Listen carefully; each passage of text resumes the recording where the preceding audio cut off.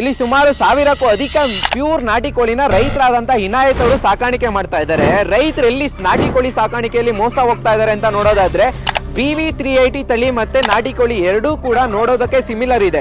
ಇದರಿಂದ ರೈತರು ಮೋಸ ಹೋಗ್ತಾ ಇದ್ದಾರೆ. BV380 ತಳಿನೇ ನಾಟಿ ಕೋಳಿ ಅಂತ ಹೇಳ್ಬಿಟ್ಟು ಸಾಕಾಣಿಕೆ ಮಾಡ್ತಾ ಇದ್ದಾರೆ.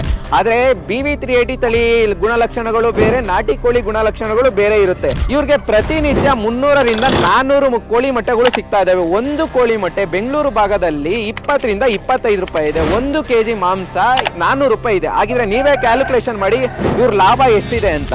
ನಾಟಿ ಕೋಳಿ ಯಾವ ರೀತಿ ಆಯ್ಕೆ ಮಾಡೋದು ಮತ್ತೆ ನಾಟಿ ಕೋಳಿನ ಯಾವ ರೀತಿ ಸಾಕಾಣಿಕೆ ಮಾಡೋದು ಇದ್ರ ಬಗ್ಗೆ ಸಂಪೂರ್ಣ ಮಾಹಿತಿ ರೈತರಾದಂತ ಇನಾಯತ್ ಅವರು ನಮ್ಮ ಕನ್ನಡ ಫಾರ್ಮರ್ ಯೂಟ್ಯೂಬ್ ಮತ್ತೆ ಫೇಸ್ಬುಕ್ ಚಾನಲ್ಗೆ ಸಂಪೂರ್ಣ ಮಾಹಿತಿ ನೀಡಿದ್ದಾರೆ. ನೋಡಿ.